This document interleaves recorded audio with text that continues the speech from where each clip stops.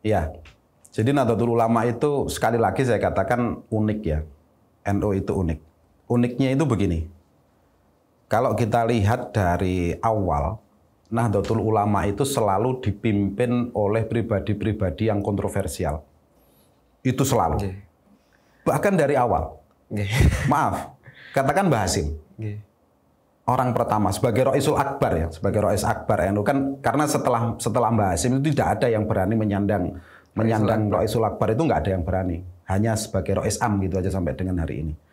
Mbah Hasyim sebagai Rois Akbar dalam riwayatnya itu pada waktu masa pendudukan Jepang, ya, yang notabene penjajah juga kan, beliau menawarkan santri-santrinya untuk dilatih oleh Jepang menjadi tentara. Beliau menyanggupi dijadikan Menteri Agama oleh Jepang. Seperti itu. Bahkan itu pemerintah penjajah kan. Iya. Pemerintah pendudukan. Yang akhirnya didampingi oleh Mbah Yai Wahid Mbah Yai Hasyim. Wahid Hasyim. Itu. Terus kemudian era setelah itu macam-macam. Mbah Wahab sendiri malah pernah menjadikan NU jadi partai. Di partai politik. Jadi partai politik. Iya. Gus Dur kayak apa? Kalau Gus Dur kan masih banyak yang tahu hari ini. Itu dari awal seperti itu. Karena memang ternyata setelah kita telusuri, ternyata NU yang dibutuhkan adalah seperti itu. Kontroversial. Bukan kontroversialnya. Dalam perjalanannya itu ternyata dengan kearifan para ulama yang kemudian menjadi pimpinan NU ini, ternyata beliau ini seakan-akan oleh Allah itu sudah disiapkan untuk menghadapi tantangan-tantangan Indonesia ke depan. Tantangan-tantangan Indonesia ke depan, sehingga dipersiapkan pimpinan yang seperti ini, yang kadang-kadang itu tidak difahami oleh warganya sendiri bahkan. Nah, terus kemudian konflik itu terjadi ya di dalam NU, katakanlah perbedaan ya, bukan konflik ya, perbedaan pendapat. Ya di beberapa hal kecil itu kemudian ada konflik tapi tidak sampai membesar. Itu justru bisa dikatakan satu kelebihan NU. Nahdlatul Ulama itu sumber daya manusianya luar biasa, Yus. Kalau sampean tahu. Orang alimnya itu udah nggak terhitung. Alim-alim semuanya. Kalau di NU itu sudah dikatakan kiai, apalagi di pondok pesantren, maka pasti alim. Pasti alim. Dan kita tahu jenenge wong alim itu kan punya pemahamannya sendiri. Kadang-kadang itu berbeda dengan ulama yang lain.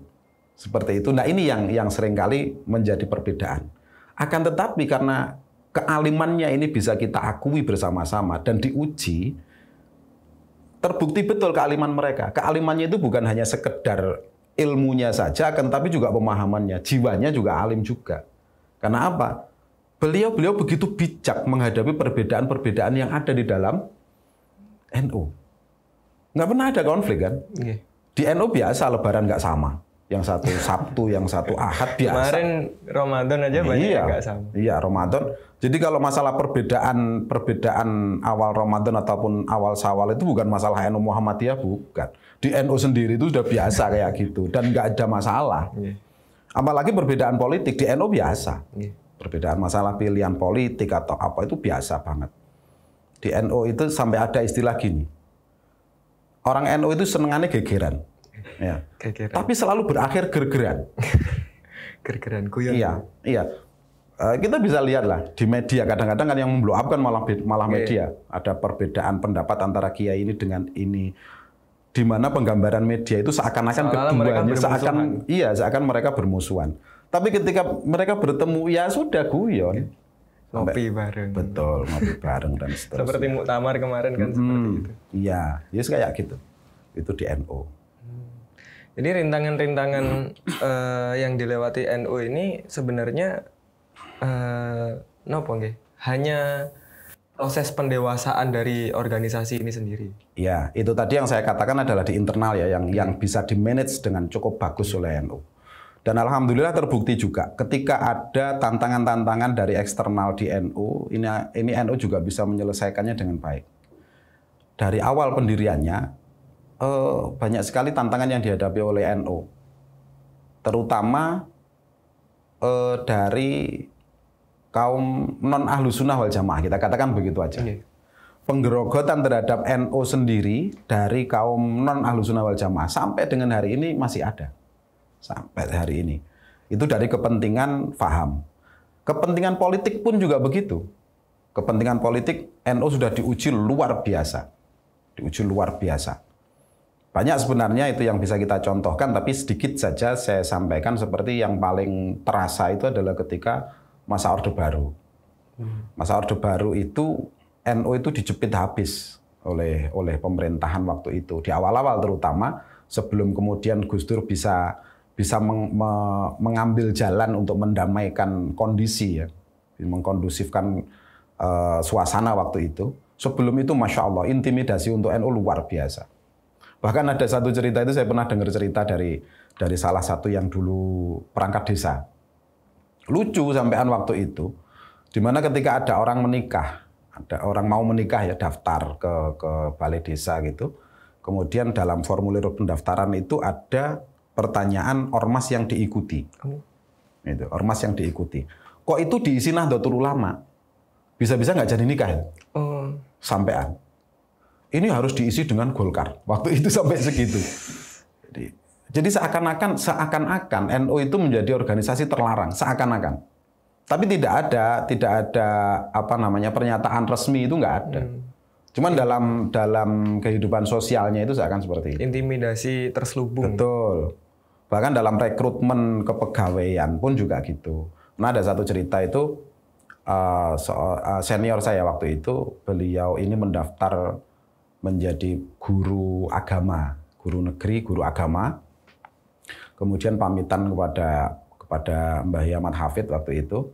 Sama Mbah Ahmad Hafid itu dipeseni gini. Nanti kalau kamu di tes sholat subuh biasanya nggak usah pakai kunut. Dibilangin gitu. Akhirnya itu dipraktekkan betul, nggak pakai kunut diterima. Sedangkan teman-teman dia yang lain yang pakai kunut nggak diterima semuanya. Sampai sejauh itu waktu itu. Jadi, tapi alhamdulillah begitu lihainya NU, begitu lihainya NU itu bisa melewati rintangan itu dengan luar biasa dan tidak punya rasa dendam sama sekali dengan NKRI. Itu. Jadi tidak membuta, tidak ada kemudian justifikasi bahwa ketika pemerintah seperti itu terus kemudian gembar-gembor dengan penistaan agama ataupun melawan pemerintah. Betul, yang sekarang umum penistaan ulama atau apa itu nggak ada seperti itu. Nggak ada seperti itu. Jadi memang meskipun pada masa itu bahkan sekarang NU terintimidasi oleh pemerintahan, NU tetap berkomitmen untuk taat menjaga ke pemerintahan. Betul. Selama perintah yang diberikan itu oleh pemerintah itu tidak bersinggungan dengan akidah secara langsung, maka NU tetap mentolerir, tetap berusaha untuk mengikuti kebijakan pemerintah itu. Dan paling lihai NU. Paling bisa itu. Karena kayak melihat di awal mawon ketika berhadapan dengan Jepang, akhirnya Mbah Hashim menghadapi Jepangnya seperti itu. Betul. Kemudian Orde Baru juga seperti itu, kerasnya Orde Baru seperti itu. Dan NU tetap survive sampai sekarang. Bisa eksis sampai hari ini. Prestasi NU yang bagus sebenarnya. Organisasi yang memang kuat dari awal.